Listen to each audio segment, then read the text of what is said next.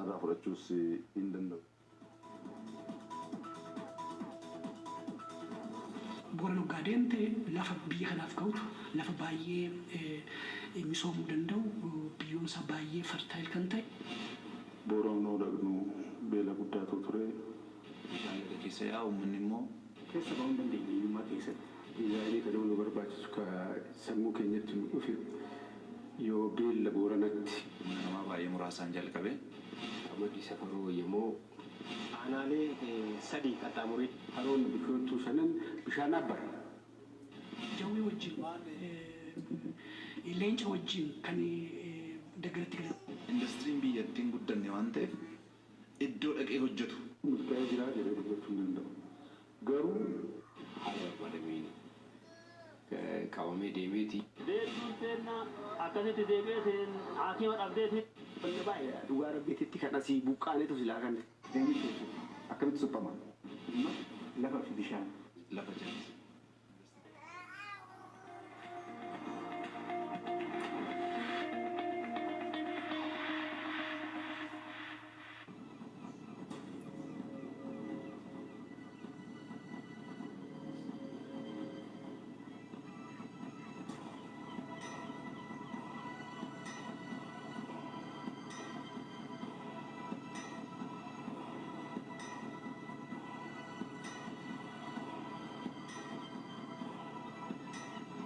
Interviewun Haacaaluun OMN'if kenne akkuma jiruun osoo dabarfamee ture sa'a tokkoof daqiiqaa 11.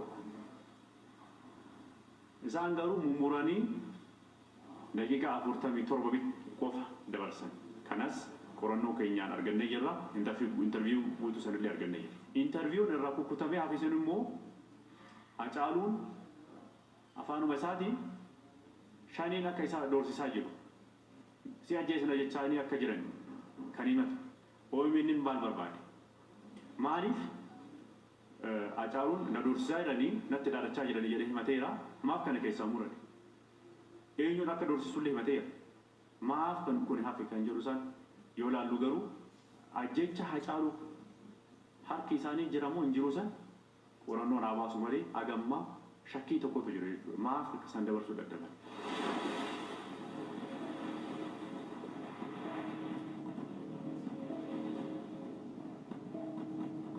biyya keessaaf biyya laalla ciiftanii kan daawwattan jaalatamtoota daawwattoota qophii keessummaa Oromiyaa Miidiyaa Neetwoork waggoota shanan dabranii Oromiyaa Miidiyaa Neetwoork hundaa'ee jalqabe jechuu kiyyaa qophii keessummaa Oromiyaa Miidiyaa Neetwoork tanarratti qondaal mootummaa jaarrolee biyyaa abbootii gadaa namoota siyaasaa warroota Oromoof waan adda adda ba'an isanii dhiyeessaa ture. Qophii kanallee neegi Oromiyaa Miidiyaa Neetwoork dabalame waggoota tokkoof wayiif sagantum kan isan dhiyeessaa ture. Qophiin kun namoota gargaraa dabalataan waan ofitti daruu jirruuf maqaarra jijjiiruuf murteessina jira. Maqaan sagantaa keessummaa qophii keessummaa Oromiyaa Miidiyaa Neetwoork armaan duuba dhaddachi dubbii ta'eera. Dhaddachi dubbii jechuun murtii irra fudhatamee murtii kennuuf asin filnu garuu namoota siyaasaa jaarrolee biyyaa abbootii gadaa qondaaltota mootummaa namoota waan isaan irratti uummati baay'inaan mari'atan armaaf finnee hin qorannaa waan irra dhageenye immoo murtee uummata dhiyeessan. Qorannoo teentardhaa namitti hin jalqabsiin artist Hacaaluu Hundeessaa Boonsaa. Artist Hacaaluu Hundeessaa qoratamuuf istuudiyoo teenyatti argame jira. Hacaaluu Hundeessaa bagluufte. Bagana gaanna eegde. Ayyee Qorataa guyyoo waariyoo. eerroo jirturraa gar feerroo bittuu Hacaaluun jijjiirame jira jedhan. Hacaaluu Hundeessaa feerroo jalqabde. Qeerroo jirtu jedhe malee feerroo bittu hin jenne. Erga waggaa lamaan asii Oromoo wal taate jedhee yaadee ture beekta. Maaliif jennaan qabsaa'onni gameeyyiin ka biyya alaallee jiran ka biyya keessallee jiran waan amma dhufe kana qabsoo uummanni itti cichee waggaa arfan keessatti tokkummaadhaan jijjiirama fide kanarratti dhaabbileen Oromoollee hayyuun Oromoollee wal ta'e tokko ta'e Oromoo ceesisuuf deema jedhee gatee yaadee fi carraa Ameerikaa ittiin bahu argadhe Ameerikaa, Awurooppaa, Kaanaadaa, Awustiraaliyaa irra deemee ummanni biyya alaa jiru naafaa jiraatu. Ummanni sun jaalala inni naa ibse hamilee inni naa kenne qofaa miti. Maallaqa seenee kaffalee seenee na laale. Maallaqa sanaan makiinaa Korollaa bitadhee gale biyyatti. erga millennium booda egaa jijjiiramni kunis wayyaaniinis aangoo wal harkaa fuudhanii qaamni jijjiirame jedhamu kun erga aangootti bahe. By the way gaafanni millenniumitti geerare battalumatti Geetaachoo Asaffaan eerpoortiidhaan akkam baanee hidhee ture. Akkuma Dooktar Abiy aangoo irra bahenan biyya Kwaataaritti bahuudha gaafan jedhu eerpoortiitti sa'a 2 hidhan. Sa'a 2 hidhamee achi walitti bilbilamee akka darbu godhan. Achi gaafa deebi'u hidhan. Qaamni aangoo irra jiru kun akka ta'e na hiiksisee achi akka haqamu godhame achumaan Kaanaadaatti darbe. Hacaaluu Hundeessaa meeshaa birree akkana fudhatee mana akkana qabaa waan akkana mootummaan tolchee fedhee oloolii miidiyaa hawaasa gubbaa bal'inaan siif deemu quba qabaachuu natti himtee turte. Quba qaba waan eenyu qaamni waan kan tolche. Waa tokko sitti himu mootummaan beektaa amma rakkoo amma biyya keessatti uumamu kana namni illee du'aa jiraami kan koo rakkoon qabu beektu yoo badees maqaadhaami isa maqaa kiyya isa hin jirreen haasaan nan dinko gurrarrayyuu na yaa'u gateettiirra na yaa'u beekta dhugaan na bira jiraannaan hin geesse. Okay? Namni inumaayyuu miidiyaatti baatee maa kana hin dubbanne maa kana maaliif sodaa eenyu ololli eenyu mee waan sammuun kiyya na ajaju tokko kanan godhan sammuu kiyyaaf malee guyyoo waareewwan akkan ajajuuf miti. Kan namni akkas godhu fakkaatu beeki jajamuudhaaf rakkoon hin jiru atteenshinii argachuudhaaf. Garuu waan ani godhu hundi atteenshinii argachuuf miti beekta. Dhugumatti saba kiyya miidha yoo ta'e hangaaf sana sammuu kiyya faana hin jiru beekta. Warra Hacaaluu Hundeessaa shakkoof fuulduraaf Hacaaluun birriin jijjiiramaa jedhee fuulduraaf kashabu hamma yattiin ka fuulduramaan laamtaaf maal jettaan? Aboo dhugaa uummata Oromoo callisuu kiyyaanan noksimu. Lakki mootummaan Abiy Ahmad sirrii godhee isa malee mootummaan hin jiru ka Oromoodhaaf isa malee kan quuqamu hin jiru jedheera Hacaaluun guyyaa tokko gadi ba'e. Sirbaanis haa ta'u interview irratti akkas jedhee haasa'ee beeka. Jaalala irraa madda nan beeka. Hacaaluun otoo gadi ba'ee waan amma ta'aa jiru kanarratti otoo waa jedhee. Kanaan dura eenyuun natti mee waa jedheen. Am jechuun hin barbaachisu waan am ta'u jira irra jedhe. Hin jedhama. Gaafa jedhamu garuu akkatti jedhu artiistiidhaaf eenyumtuun himu. Aayidiyaan ani irratti sirbu guyyoo waariyoon odeensiidhaa beeke. Guyyoo waariyoon Hacaaluun kanarratti sirbuu qaba jedhee naan bocu. Fedhiin immaa gargarii bar waan ati beekuu qabdu tokko. In ulfaata. Ani amma reebicha amma kanaa kanarratti baay'atu. Niwutiraal ta'ee deema jedhee gatee yaadeeffan. Borgana makayootu abaa'oo koo jedhee bara. Amma kana yookaan reebamuu dhiisuunis hin danda'amu. Yookaan viidiyoo koo jedhee otoo hin sirbe yookaan oobkoo koo otoo hin jedhee sirbe. Yookaan nama dhuunfaa maqaa waamee otoo jedhee hin jiraa miti. Karoora akkasii hin qabdate. Hin qabu waan. Hin dhaabattee jecha dhagaa hiriyootan deennatti dhugataaf hin beeku dhartaati dharaa jedhi. Duu danda'a maatii tiyyaan waan akkana kana yoon du'ellee kan tolcha itti dhaamattee beektaa dhaamatteedhaan dhuguma. Riskii ani gaafan fudhadhu ofittuun himu. Garuu erga maatii godhatteen booda immoo amma ta'e yaaduunis waan jiruu miti. Ilmoon hin dhalanne garaa ji'a 7 fi torbee 2 jira. Daa'imni sun illee afaan hin hiikkanne. Beektaa Harargee gaafan deemu ulfa deettuu da'uudhaa geettee bishaan bubbee ka jedhan beektaa. Inni itti dhufee irra tarkaanfadhee arge sanatu already akka ani abdii kutadhu na godhe. Waaqni immoo kan garaa kiyya waan beekuuf dabarsee diinatti nan laanne. Yeroo sanas beektaa Oromoon kun tokkummaa isa dhumaarra geesse turte. Maaliif jennaan inni biyya alaa jirus aktivistoonni Oromoo kan akka Jawaar Mahammadis warra biyya keessa jira warra amma viidiyoo keessaa baanii jijjiirama kana fuulletti baanii wayyaanee fuuldura dhaabbatan kunis garmalee waliin wal dubbisaa deemaa turanii namuu kutannoo hamaa keessa ture waan ta'eef yeroo gaarii carra qabeessas waan ta'eef malee nan nyaatama ture. Jijjiiramiin dhufee Abiy Ahmad faana angootti hin dhufan. Ati ammoo haasawa irratti bilisoomni jedhee Hacaaluu Hundeessaa yaani si duula turan. Hacaaluu Oromoo isaati amma bilisoome gabaabsinaa deebisu. An bilisoome hin jenne. Ayya. Bilisoomni miti hin jedhe. Kanaan duras intervii Dajanee faana haasofne irratti dubbadheera. Jedhee uummanni. Dhugaa otoo bilisoomnuu baanne dhaabni biyyatti hin galu ture jedhe. Dhaabni kun dhaabni gameessa adda bilisummaa Oromoo hooggansa adda bilisummaa Oromoo eerpoortiidhaan gale. Okay? Malee andootiin goone beekte. Bilisummaas yoo ta'e immoo abbaatu dhamdhamee laana beekta. Dhugaa haasa'uun bareeda. Anaaf wayyaan irraa bilisoomne. Wayyaanee Oromoo qeetti ergitee nu ajjeestu irraa bilisoomne. Mooneerraa. Eenyuun TPLFin mooneerraa. Amantus amanuu baattus. Okay? Maaliif beektaa waan miirra akkasii akkanatti dhaga'amu kan natti dhaga'amu. Carraa biyya alaa kana yeroo tokko miti. Si'a 20 argadheera. Okay? Achumaan achitti hafuu nan danda'a ture.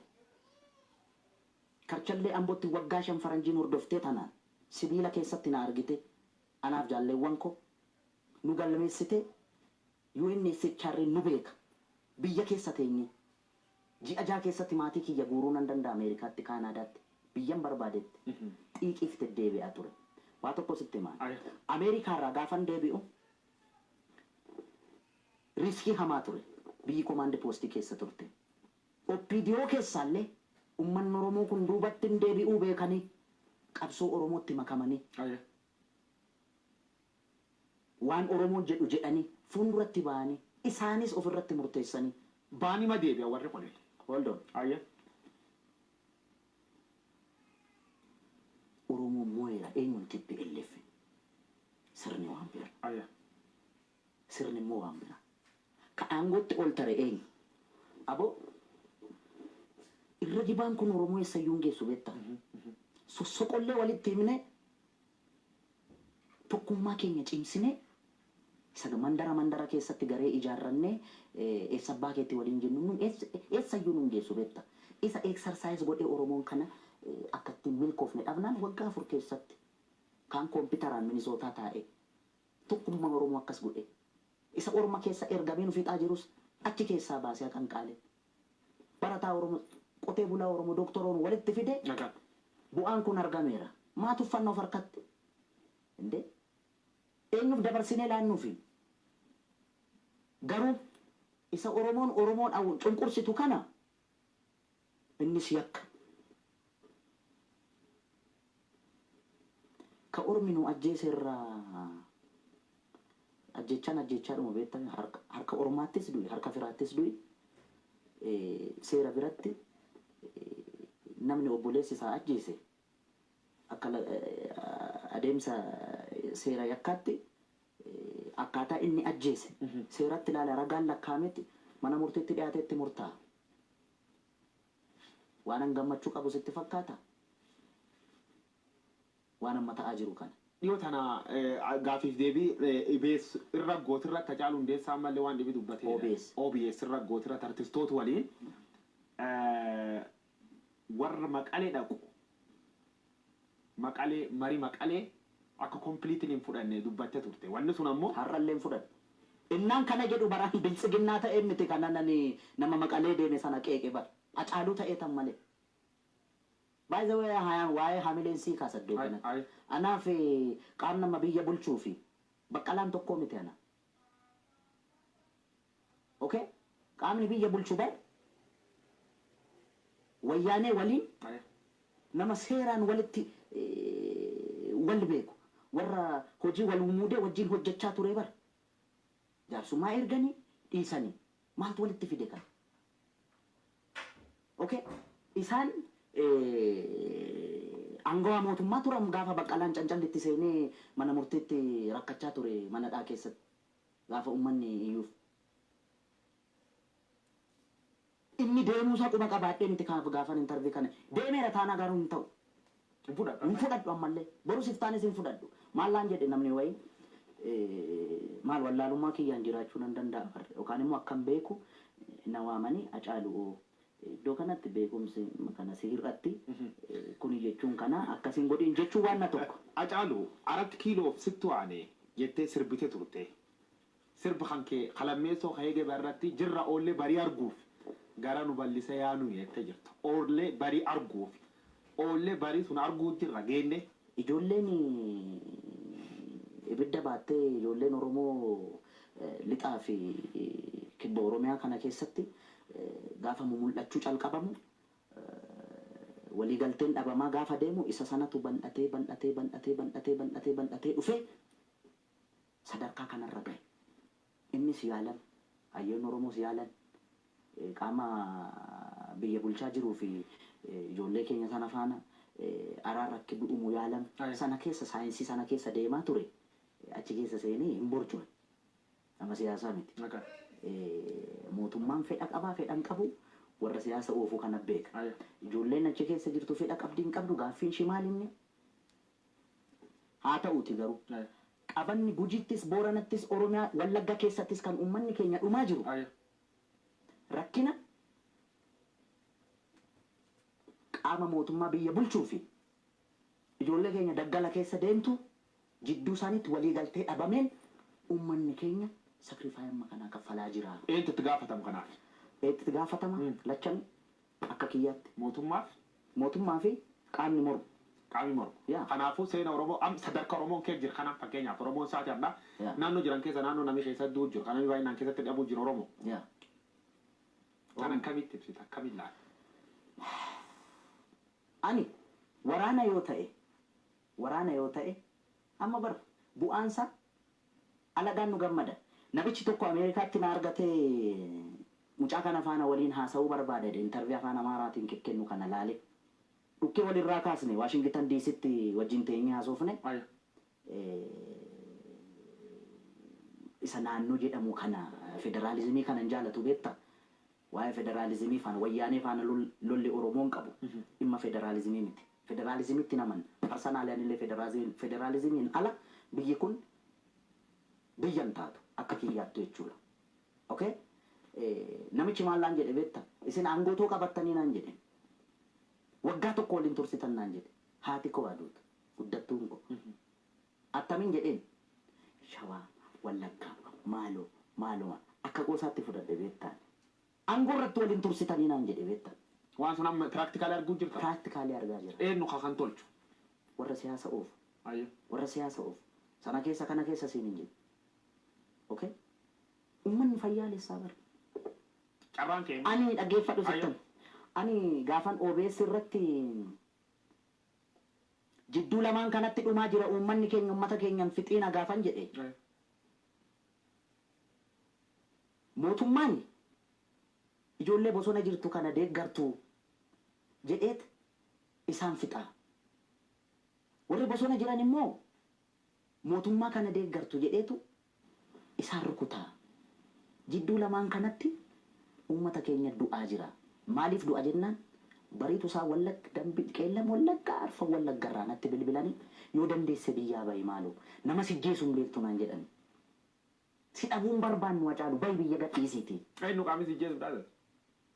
Maal natti dhaadata namni natti dhaadachuu hin danda'u. Dhaadachuun immoo maal barbaachisa qaamni natti najjeesuu barbaadu dhufuudhuma. Garuu uummatan siin jedha uummata Wallaggarraa bilbilee uummatichi waan ati haasofte dhugaadha. Jidduu lamaatti dhumne. Garuu ati of kaluu hin dandeessu rukutamta qaama si rukutu hin beektu. Bahi biyyaa naan jedhan.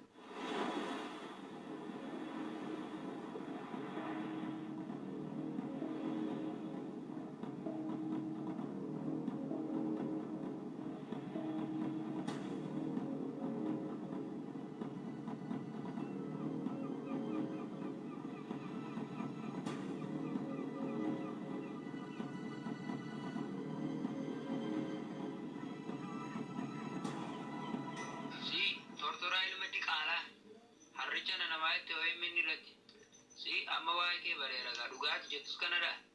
Lafeen gootota Oromoo si haa qabu tole nala geesseetta. Gaaf tokko immoo abbaan dhugaa eenyu akka ta'e hin barta. Isheen erga OMN irra taasifte immoo arraba keetii arraabuu jirtaayyee. Dhagaadha miti anumadha. Suma dheengaddatee keessisaa si barreessedha yaanu. Gaaffis hin ta'in ilma diqaalaa. Ani immoo bara jireenya koo keessatti wanti ani sodaadhu yoo jiraate sodaa qofa. Matuma isaa sodaa qofan sodaadha malee nama akka koo kan qufaatee duutu naan ta'u kun garuu Oromoo jidduutti kunumtuu uumaman baay'ina Oromoo irratti dhukaasuu arguu irra caala du'a wayya beekta warri obbaafate warri du'e kun obbaafate. Abiyyi Ahmad artistoota walitti qabee achirra waan tokko dubbatti. Namoota lubbuun hin jirre Taaddasee Birruu fa'a Jeneraal Waaqoo Guutuu fa'a waan inni sirbinuuf beektu waan isaan lubbuun hin jirree fi jettee dubbattee turte maal jechuu kan kee? Waan amma argitu kan akka jechuun beektaa yeroo sanatti Oppiidiyoon wayyaanee keessaa gadi baatee jetaa abbaa isheettiin jedhee yaanneen jabaa giddii jaalatu jedhu Oromoon beektaa. Namni Lammaa Magarsaa jedhamu kun fuulduratti bahee nuu gaafa jedhu ka gammachuudhaan hin du'in Waaqayyoof haa galatu beektaa. Wanti kun utuma jedhu didan akka carraa ta'ee walitti nu qabanii gaafa nu mariisisan egaa namni lubbuudhaan jiru kun rakkisaa beektaa. Maaliif jennaan Waaqoo Guutuun goota keenyaa miti Taaddasaa Birruun nuuf fannifame goota keenyaa miti way kana booda ka'ee Oromoo kana godhe jennaan hin jennuun bara. Kanaaf hin amannaa jechuudha. Kana booda ka'anii namni lubbuudhaan jiru beektaa seenaa hojjetes xureessuu danda'a. Seenaa namni seenaa xuraa'aa qabus immoo haareeffatee nama gaarii nama lubbuudhaan jiru abaaruufis hin rakkisa beektaa. Jajuufis hin rakkisa. Dooktar Abiy akkuma filannoo irra ba'e kun namni machaa'in hin jiru gaafa inni dhaqee hojiitti seenee jedhu warri shubbisaa ture dhawatuma dhawataan walumaa galatti sadarkaa amma irra jiru irra geenyeera. Amma laal akka kiyyaatti. Achi as badhaabee os gaafadha. Jijjiiramni Abiyyi Ahmad jalqabu kun waggaa lama keessa akka deema deema. Hara sirriir jiraa warreen hin jira. Abiyyi Ahmad karaa sirriir hin jiru dogongor guddoo hojjechuu jiru warreen hin jira. Kan keessa kan fudhatta bitu. Inni sirriirra hin jiru.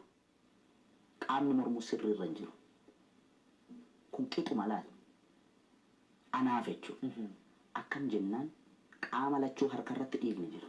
Namni kamuu saba kamiyyuu keessaa dhufee aangoo qabatu. Kana booda akka inni aangoo irra turus kan godhu Oromoo. Akka inni aangoo irra hin turres kan gochuu danda'u Oromoo. Garuu iddoo kanatti akkamitti aangoo irra akka turu gochuu danda'u. Akka lamaan aangoo irra akka inni turu gochuu danda'u. Yoo dhaabbileen siyaasaa dantaa Oromoo eegsisuudhaaf qabsoofna jedhan kun tokkummaa uummata Oromoo irratti yoo hojjechuu baatan mootummaan biyya bulchu diktaatara ta'es otoo hin ta'inis akka inni aangoo irra turu carraa uumuuf. Yoo isaan uummata kana aayidooloojii garaagaraa jala uummata kana sagalee isaa qoqqooddatanii of jala oofanii isa kaan olola irra oofuu isa kaan balleessuudhaaf akkaataa kanaan itti fufu taanaan Dooktar Abiy miti. Wayyaaneen nu dhuftu akkaataa kanaan itti fufu. Wayyaaneen bara waggaa 27 akkaataan ishiin uummata Oromoo irratti miidhaa turte akkamiin? Oppiidiyoo abaa irratti duulchisaa abaa Oppiidiyoo irratti duulchisaa. Kun ifaa bara namni kana bubburuqsee haasa'uu barbaadu hin jiru siigalee. Ammas kataa jiru kan rakkoo hamaan kan jiru. Warra dhaaba siyaasa Oromoo kana oofan bira malee uummata bira miti. Isaan wal kabaju no.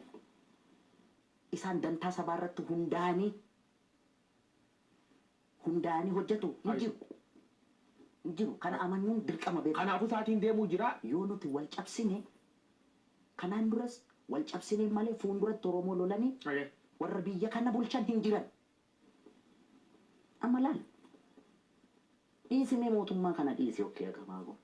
Warrumti amma mormitoota jedhamee paartileen siyaasaa Oromoo jiru miti. Isaan jidduutti nagaan jira mee dhugaa walitti himne. Ulfaattu. Ormi Oromoo. Hidda malee xannachiin dhiiguu jedha Oromoo. Nu humti dhumarratti waan dubbachuu barbaadu. Inni mormus inni biyya bulchus. Please. Dhiigalmaan Oromootiin an isaan kakadha. Tokkummaan Oromoo kun dhufuudhaaf hayyoota meeqa jiraatti dhabne beektaa? Gameessa meeqatti dhufu? Ulfatitti wareegame. Barcumaaf jedhame tokkummaa Oromoo kana wabiin anga'ootaas haa ta'u mormitoota wabiin isaa tokkummaa Oromoodha. Kan jabeessaa qabadhaa. Kan jabeessaa qabadha. Dantaa ofii milkeessuudhaaf jecha garee ijaarratanii fiiguun eessayyuu nama hin geessu. Cululleetu nu eeggachaa jira ishii ormi muuxannoo kanaan dura nurra bubbuluu qabdu nurra bubbultee faayidaa ishiin argachaa turte sun ishiidhaaf karra banuudhaan ala otoo nuti asitti wal nyaannu jalaa nyaatamuu jira. Jalaa nyaatamuu. Ajee.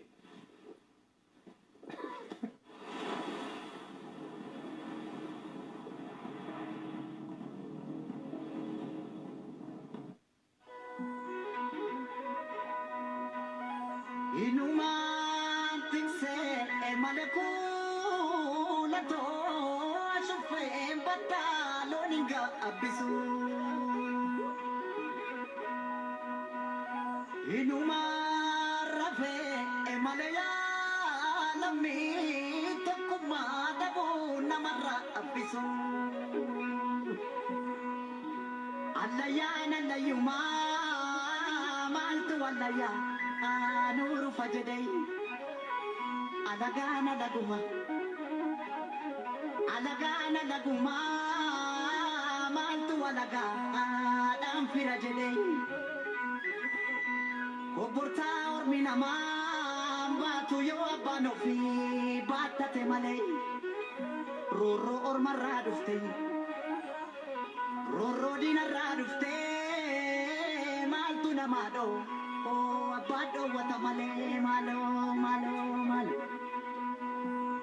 Biya orma adakun naman ibu galun naman ibay Biya ofi yagade sa garbo adun naman argu jaran Chamsa dufta mo birra aya sa wilenko saya nobori Chamsa sinuf no birra Chamsa sinufnu birra kinufnu kalo nutti bitani kalo nutti bitani furdanna nalbe dannu fitani malo Jabbilo tako